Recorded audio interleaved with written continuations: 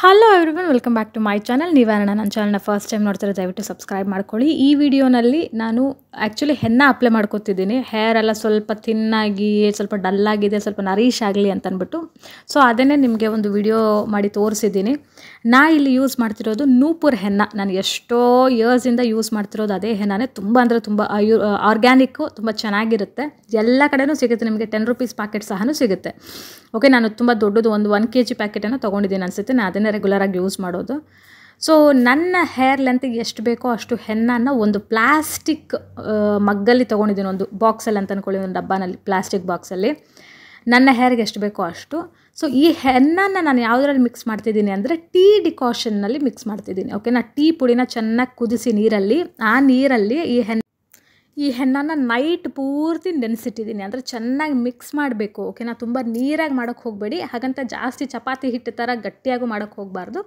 ಒಂದು face pack paste ಯಾವ ರೀತಿ ನೀವು ಅಪ್ಲೈ ಮಾಡ್ಕೋತೀರೋ ಆ ರೇಂಜಿಗೆ ಟೀ ಡಿಕಾಷನಲ್ಲಿ ಚೆನ್ನಾಗಿ ಮಿಕ್ಸ್ ಮಾಡಿ ನೈಟ್ ಪೂರ್ತಿ ನೆನೆಸಿಟ್ಬಿಡಿ. ಓಕೆನಾ, ಇಮ್ಮಿಡಿಯೇಟಾಗಿ ಹಚ್ಕೊಳ್ಳೋದಕ್ಕೆ ಹೋಗಬೇಡಿ, ಇಲ್ಲಾಂದರೆ ಕಲರ್ ಬರೋದಿಲ್ಲ. ಆಯಿತಾ, ಈ ನಿಮಗೆ ಹೇರ್ ಫಾಲ್ ಪ್ರಾಬ್ಲಮ್ ಇದೆ ಅಂತಂದರೆ ಇದೇ ಹೆನ್ನ ಮಿಕ್ಸ್ ಮಾಡುವಾಗ ಚೆನ್ನಾಗಿ ಮೆಂತ್ಯ ಪೌಡ್ರನ್ನ ಸಹ ಮಿಕ್ಸ್ ಮಾಡಿಡ್ಬೋದು, ತುಂಬ ಒಳ್ಳೆಯದು.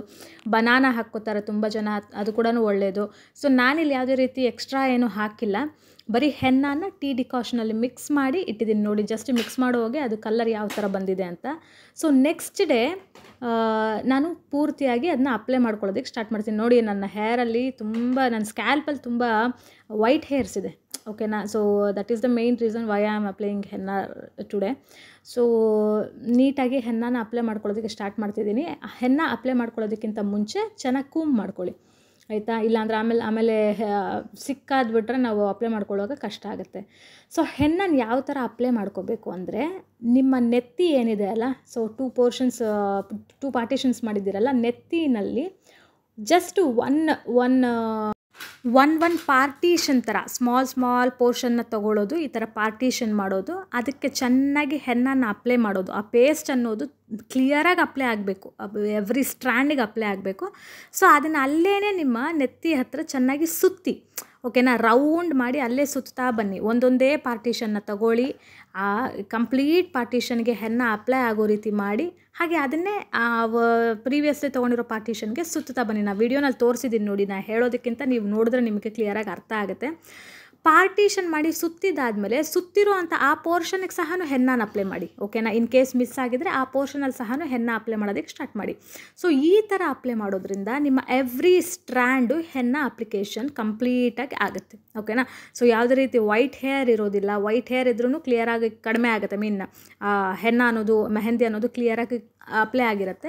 ಇನ್ ಕೇಸ್ ವೈಟ್ ಹೇರ್ ಇಲ್ಲ, ನಿಮಗೆ ಕಲರ್ ಬರಬೇಕು, ಒಂಚೂರು ಏನನ್ನ ಒಂದು ಗ್ಲಾಸಿ ಎಫೆಕ್ಟ್ ಬರಬೇಕು, ಕಲರ್ ಬರಬೇಕು ಅಂತಂದ್ರೂ ತುಂಬ ಚೆನ್ನಾಗಿ ಅದು ಅಪ್ಲೈ ಆಗುತ್ತೆ. ಓಕೆನಾ, ನೀವು ಪ್ರೀವಿಯಸ್ ಡೇ ನೆನೆಸಿಟ್ಟಿದ್ದಾದಮೇಲೆ ನೆಕ್ಸ್ಟ್ ಡೇ ಅಪ್ಲೈ ಮಾಡ್ಕೊಳ್ಬೇಕಾದ್ರೆ ಅದು ಸ್ವಲ್ಪ ಗಟ್ಟಿಯಾಗಿರುತ್ತೆ. ಹೆನ್ನ ಮಿಕ್ಸ್ ಅನ್ನೋದು ಸ್ವಲ್ಪ ಗಟ್ಟಿಯಾಗಿರುತ್ತೆ.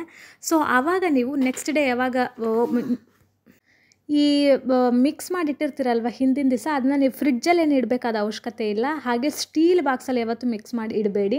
ಯಾವುದನ್ನ ಒಂದು ಪ್ಲಾಸ್ಟಿಕ್ ಬಾಕ್ಸ್, ಇನ್ ಕೇಸ್ ನಿಮ್ಮ ಮನೆಯಲ್ಲಿ ಪ್ಲಾಸ್ಟಿಕ್ ಬಾಕ್ಸೇ ಇಲ್ಲ ಅಂತ ಅಂದ್ಕೊಳ್ಳಿ, ಒಂದು ಕವರಲ್ಲಿ ಚೆನ್ನಾಗಿ ಮಿಕ್ಸ್ ಮಾಡಿ ಇಡಿ. ಓಕೆನಾ, ಮಿಕ್ಸ್ ಮಾಡಿ ಇಡಿ. ಆಮೇಲೆ ಫ್ರಿಡ್ಜಲ್ಲಿ ಇಡಬಾರ್ದು, ಆಚೆ ಕಡೆನೇ ಇಟ್ಟಿರಿ, ತೊಂದರೆ ಏನೂ ಇಲ್ಲ. ಸೊ ನೆಕ್ಸ್ಟ್ ಡೇ ನೀವು ಇದನ್ನು ಅಪ್ಲೈ ಮಾಡ್ಕೊಳ್ಳೋದಕ್ಕೆ ಬಂದಾಗ ಅದು ಸ್ವಲ್ಪ ಗಟ್ಟಿ ಆಗಿಬಿಟ್ಟಿರುತ್ತೆ. ಗಟ್ಟಿ ಆದಾಗ ನೀವು ಐದರ್ ಅದರಲ್ಲಿ ಮೊಸರು, ಚೆನ್ನಾಗಿ ಮೊಸರನ್ನ ಮಿಕ್ಸ್ ಮಾಡ್ಬೋದು ಹಾಕ್ಬಿಟ್ಟು, ನಿಮ್ಗೆ ಎಷ್ಟು ಕನ್ಸಿಸ್ಟೆನ್ಸಿ ಬೇಕೋ ಅಷ್ಟು.